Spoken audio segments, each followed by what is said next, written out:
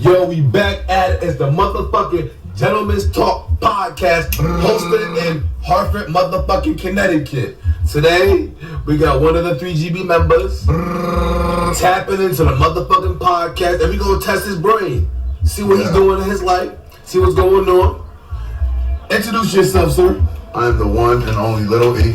How you guys doing? If you haven't met me, you know me now. And if you didn't know me, you can go on my YouTube page. I mean, our YouTube page. I'm sorry, because it is my brother's brand. So you can go on our YouTube page called Three Good Brothers. Make sure you subscribe to my brother's page, our page, as well. Adam Productions. But yeah, though. Alright, so we about to tap in. I'm glad to be here and shit. We appreciate you tapping into the Gentleman's Talk podcast. Go subscribe to our channel because I need subscribers on my mama's soul.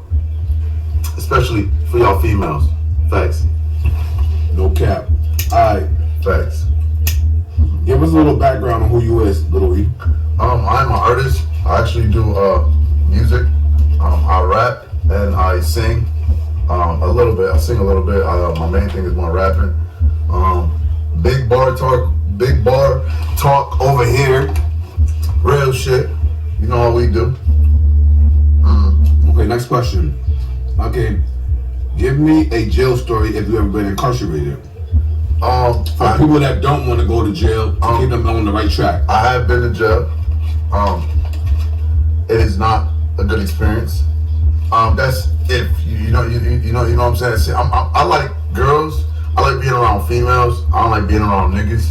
You know what I'm saying? So I don't really like condone sitting around a bunch of niggas eating dog chow 24/7 every damn day. That's definitely not. You know what I'm saying? Like very good. Now, if you want to stay out of jail, I advise you to actually follow whatever captain that you actually have inside life, or whatever parent that you may have inside life. I don't give a fuck what adult you have inside life. If they are your head leader and somebody that actually gives you that type of advice and you can listen to them, just listen to them. So now you can actually stay out of trouble because they only want the best for you. Okay. Shout out to Little E, giving y'all some jewels. Hey yo, as you know, I'm always eating good. Shout out to all my people that always support Three Good Brothers and support me and my team, and we are family. Next question. Who's the 44th president? 44th president? Alright, y'all gotta write to laugh at me at this point because I really don't know. Is it Obama? Correct. Oh, okay. Well, doing boom. Hey, this nigga start laughing at him, man. He second guessed himself. Actually, that was a guess. That was a guess. I'm sorry. That was a guess. I guess I'm just in tune. Like you're supposed to be. You know what I'm saying? But shout out to our black president, Obama. Who was in office. Who definitely was in office. You know what I'm saying? I definitely gotta get some shout out to Trump. Even though he ain't black, he is white, but he still was a good president. And he did have some good, things for us. That was set up a sideline. Even though people thought that he was a fuck nigga. I don't feel like he was. Because only people that know how to run shit inside life only win. No cap. Real shit. Alright, so we're gonna tap into another question. What is your opinion on the Keefe D situation when he said that his own family members killed Tupac and pulled the trigger? Well, I didn't even know you even said that. And the fact that he said that, inside the industry, just be careful who you are actually around. I don't care what, you know what I'm saying? Just make sure that whoever you are actually around inside life, that they're automatically loyal to you, and be just as loyal as they are to you, be just as loyal as back to them. Because inside life, you can't be a fuck nigga, because what comes around goes around. And when you mess with the wrong people, or when you're not loyal to those correct people, or whatever it might be, shit like that happens. I didn't know that. I felt bad. Shout out to Pop, R.I.P. Pop. But the fact that Keefe D actually said that, I find that kind of actually be, kind of fucked up and shit like that, because, niggas actually got balls to actually say shit like that. That was me. You know what I'm saying? Shit, niggas would've got clapped, but that's family. I don't know if Pac really got family like that, so that's different. Alright, so we're gonna tap into it. How do you feel about KBD on top of that situation? 60 years old, might to be 61, fighting a lifetime sentence for the Tupac Shakur murder, and told Vlad that as a police officer that speaks on TV, on YouTube, he works with the police. Vlad TV is an officer that works with the police officers, that he was the one involved, and he got to say he's 61 years old and facing a lifetime sentence. Do you think he's ever going to beat that case, or do you think he's going to rot in jail at 61 years old? Well, it's kind of hard to say. They got R. Kelly. They had Bill Cosby too. I ain't gonna lie. They did have Bill Cosby. They already going after Diddy. Diddy pretty old too. They going after Jay-Z. Jay-Z pretty old as well. But you know, like I said, they already got R. Kelly, and R. Kelly's pretty old as fuck. And they did have Bill Cosby, but Bill Cosby, I mean shit. Well, Bill Cosby was a rapist. And Bill Cosby, they had that nigga, and that nigga was like really, really old, but they let that nigga go though. So I don't know, like it could be like a give or take, you know. But I mean, like I don't know if he's doing that because he's 60 years old and he probably seen like because a lot of people don't get off like that. Some, you know what I'm saying? It don't matter what age you is. If you did something, they can always get your ass for life. That's some shit that people don't really understand right there. Is that people don't really understand that you can still get lined up. It don't matter how old you are, you can still get lined up with the law. And you just got some people that just, you know, they just get lucky, you know what I'm saying? Or God is either on their side or whatever, to where like they end up getting like let go or whatever. But like I said, like Bill Cosby was a rapist. And R. Kelly's a rapist, but he's still in there.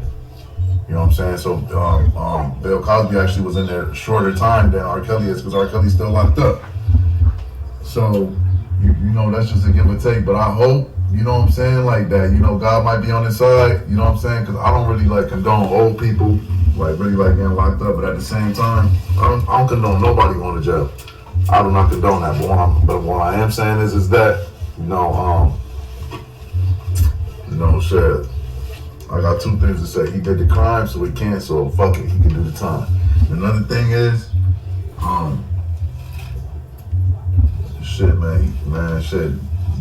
Just be careful, man. Just be loyal, like I said. All right, so we're gonna tap into the next question. You brought P. Diddy up. How do you feel about P. Diddy when he was in Las Vegas? Said he was gonna hire some Crips because he was scared of death row.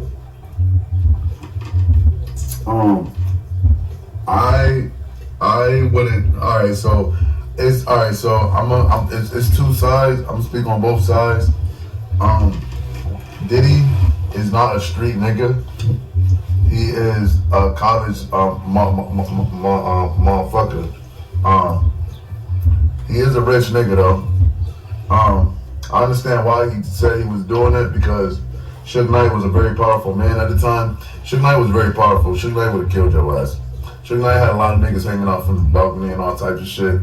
These niggas was on like the 24th floor and like 10-story buildings and shit like that, like real shit. So it's like, I ain't even gonna hold you, like, yeah, like I probably would have did the same shit. You know what I'm saying? If I was trying to, if I was in the game and shit like that, and niggas, you know what I'm saying, niggas was trying to chump me and shit like that. But then at the same time, you know, he also caused like some, you know what I'm saying, that's also causing like problems, you know what I'm saying? Like he could have like went about the hotel a different way too. You know what I'm saying? Like, but you gotta learn the game. I'm not really like, how can I put this? I like P. Diddy, but like, I don't really like follow the nigga like that. But I do know, like, I have heard some things on that motherfucker, and I don't really know if it's true. I hope it ain't true. But if it is, he got some shit coming for his ass. Cause I heard that he also was involved with the Biggie Smalls case. Also heard that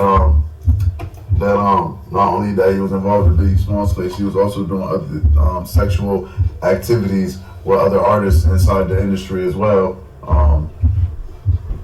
So, which I ain't gonna speak on that neither, because that's not my point of view, because this shit gonna go on the web, and you're not coming after me, nigga. So next question. P. Diddy said in 1996, 1997, he does not care if Big or Pop die.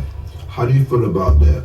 I feel like that is very fucked up as an individual. He should not be feeling like that, especially if that's his artist. Now, Biggie was his artist. Biggie was also a street nigga. He ain't really like give a fuck about like a lot of shit. I do feel like that P. Diddy actually was like behind like a lot of that shit though, because a lot of that shit would have never really like went down. You know.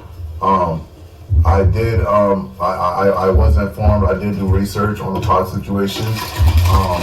That shit was definitely a big setup. It was definitely a setup.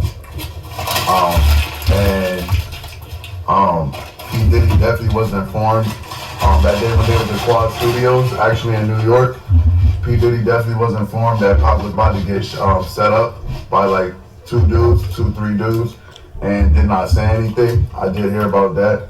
I'm not dry snitching. This shit was already like On the web. it's already all on the web and shit like that. I just, you know what I'm saying? It's just for people They that just did research. you know what I'm saying? Like, this is just for people that just didn't know and shit. But, like, I did hear like a lot of shit about Diddy and shit. I don't know if it's true, like I said, because I'm not around these niggas. I'm an artist. I do my own thing. I'm not around them. You know what I'm saying? Now, if I was in the industry, I still wouldn't be around them because I don't condone myself inside all that type of doggone damn shit. That shit would be very surprising to me. You know what I'm saying? But like, anything after Bud is bullshit. Like I said, that shit's very surprising to me. I don't know anything about Diddy. I just know that his lifestyle and the way he moves is very very shicey. And there's a lot of things that people say that could not potentially be true, but it might be true. You just never know. Alright, so we're going to continue with that situation. How do you feel about Suge Knight saying LA Crips cannot touch him when he was in LA? I feel like Suge Knight was very a thorough nigga, but I also feel like that he was a bully. Like, that motherfucker, like he was like an antagonizer. Like, he used to like antagonize people. Like, I did research. Like, once again, I did research on all of this shit. It was stories about Suge Knight